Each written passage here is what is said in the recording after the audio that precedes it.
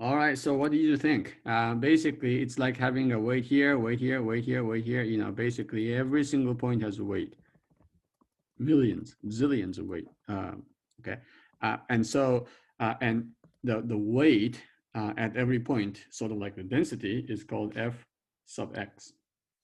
Okay, with this setting, remember the finite sum gives way to infinite sum, right? So let's say yeah, I guess I need a stopping point here. Let's say it stops at B, okay? Nothing else after this. So in that case, okay, there you go. In that case, the moment is going to be the continuous sum of all of these quote unquote weight at every single point, and that's going to be from 0 to B of, so remember, you have to find the distance from here to here. Let's say you're picking this point, okay? And the weight is, of course, fxi, right? Or f of x at this point. But then you have to multiply this by the distance from here to here. Now, what do you call the distance between 0 and x? Hint, it's in one letter, okay? What's the difference? Let me ask you this. This is a stupid question because the answer is actually in the question. What is the difference between 0 and x on the real line? The answer, of course, it's x, right? All right, so this is x multiplied by the value of the function at that point. And of course, you put dx at the end. All right, so that is the moment when the function is continuous and you are trying to find the moment at the origin. All right, so it's x times fx. That's why this x is involved in here. Very much like, because you have to measure the distance from the point to the origin and multiply that by the weight at that point, which is fx. So x, fx is no surprising. The fact that this appears is not a surprise in calculating the moment. All right, so that would help us find the center of mass. The center of mass is extremely important. This is where things balance out, okay? So I'm going to draw a picture here. And let's say you have this, lamina. Okay, the question is, and of course, if it's flat, maybe you can hold, I mean, not flat, if it is flat, okay? But if this is made of a uniform density, same material everywhere, you would probably hold it somewhere in the middle to balance it, right? I mean, if you have to hold this, let's say R is like this, and then if you have to hold it at one point to balance it, and that is the center of mass, how would you find that? Well, experientially, you can try this point, and if it starts to, come off balance, then you can try another point, another point, another point, right? So that is what we actually do in real life if you have to hold it at a single point. But there should be a way to calculate the center of mass, okay? How would you do that? Well, the center of mass, let's see, you have this x coordinate and x-axis and y-axis. Let's pick a random point xy. Of course, this coordinate here is x, and this coordinate is y. The distance here is x, the distance here is y. That's what we will call it. And so given fx, which is the density. By the way, if fx is given here, it may not be anywhere close to center. Like if this part is really, really heavy here, then the center of mass will be somewhat closer to this heavier part, right? And if it's really much, much heavier than the rest, then of course that would be much closer to that area. So given the density fx, the function of f and x and y, f of xy is the density function. The moment about the y-axis is going to be an integral. Of course, it's a double integral on the region R because you have to take into account every single point xy on the region R. And think about this, okay? Now think really hard. It's not hard.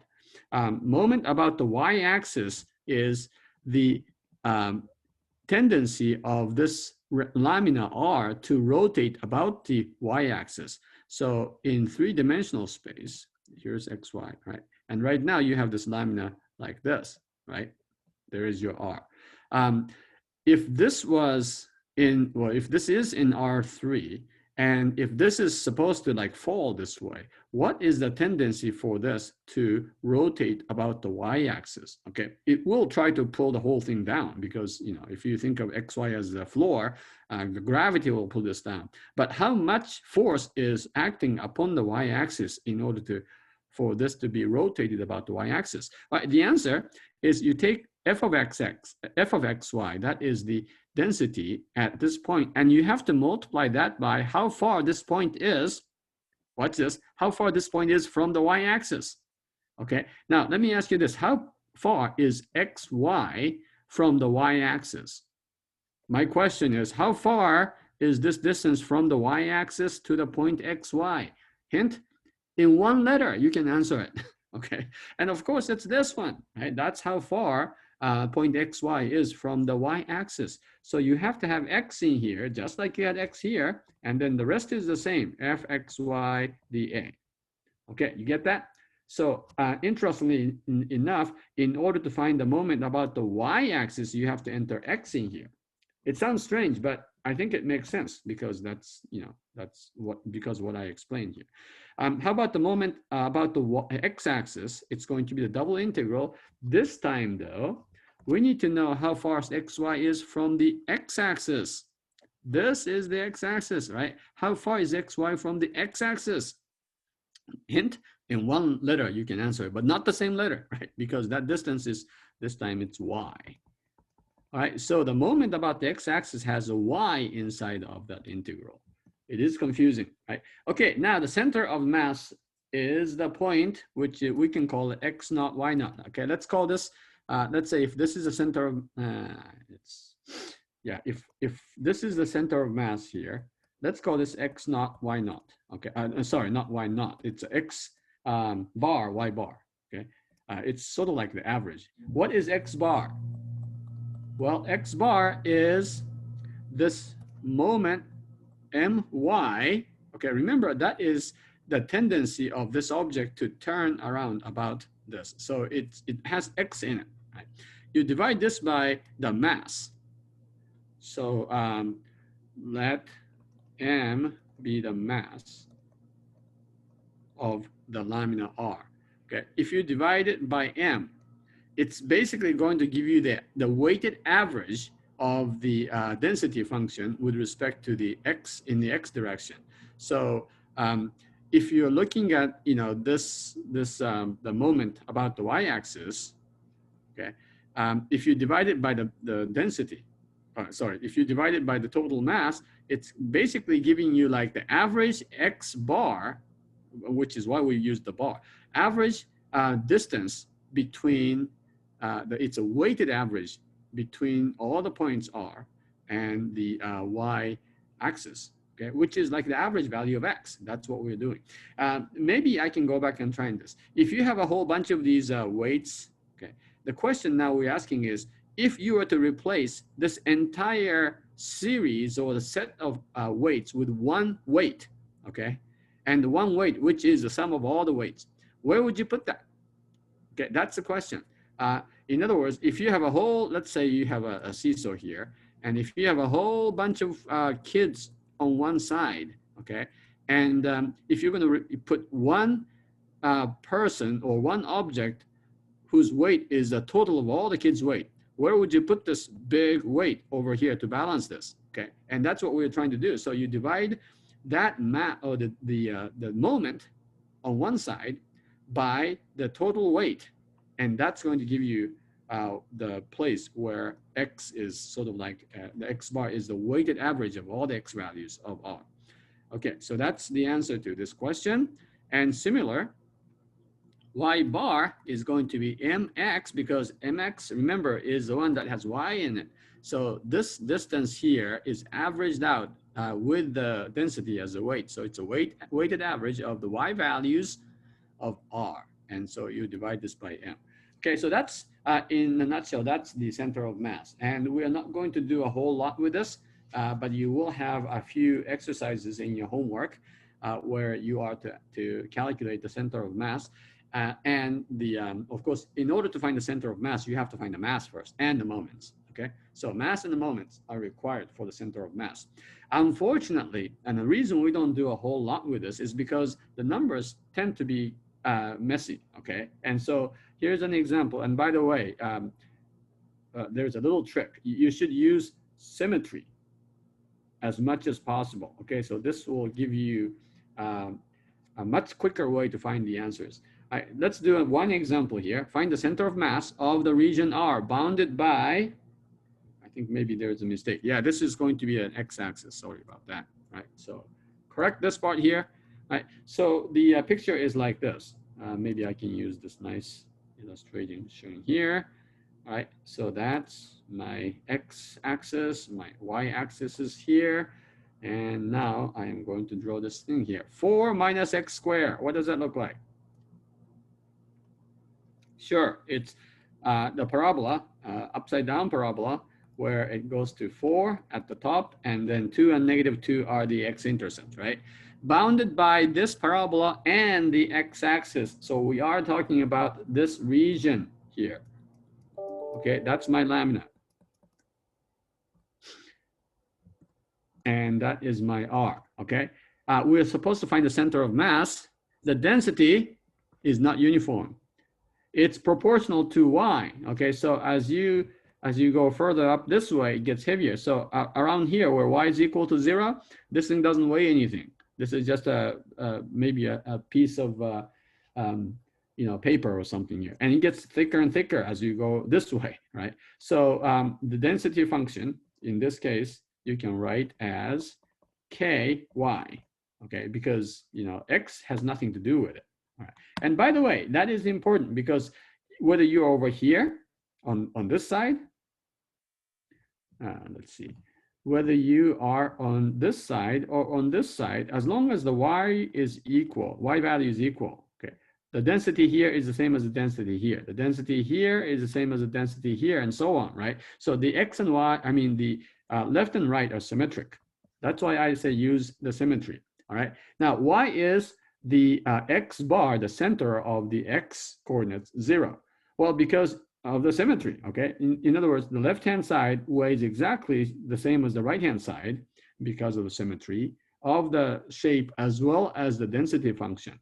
All right, so the center of mass, as you can imagine, is going to be somewhere around here, okay? Now, I think it's going to be a little higher than down right in the middle here. By the way, between 0 and 4, the midpoint will be 2, right?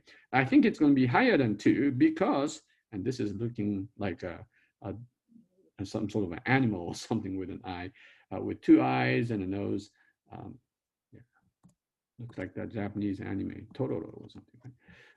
Okay, so this part, and this point are the same, all right? So I think the answer is going to be a little higher than 2, and that's because this lamina, the region, has a higher density as you move up this way, right? So the top part is much heavier than the bottom part. So my guess is the answer y bar is going to be slightly more than 2, and the x bar is 0. Okay, now it's really helpful to know x bar is 0 because this takes care of one of the problems, right? You have to find x bar and y bar, and we already know half of the answer. Okay, that's really, really nice. Okay, even then it is still complicated. So let me show you, I'm not going to give you all the details of this, but let's try to find the mass. The mass of this function, the object is, what do you want to do? Well, it's going from -2 to +2, and then y goes from 0 to 4 minus x squared, right? And then the density function is ky, and of course, that's what you have to integrate. Right, so this is, I hope you are convinced that this is the mass. Okay, now,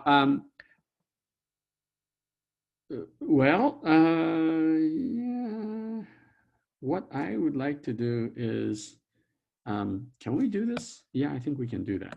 All right, I will save some time for you, but instead of having from -2 to +2, why don't we just double the weight or the mass of the right-hand side? Okay, that sounds reasonable enough. Everybody agree with this? Because this is symmetric. Okay, so in order to calculate the total mass, I don't have to calculate the total mass. I can just calculate the mass of the right-hand side and then double it. All right. So if I do that, it'll be twice the integral from 0 to 2. And then this goes from 0 to 4 minus x squared. And in fact, let's take the k out. So you have y dy dx, right? All right. So this is 2k. And I'll save you some time. Hold on a second. Here. Okay, so if you work this out, you get 256 over 15k, right?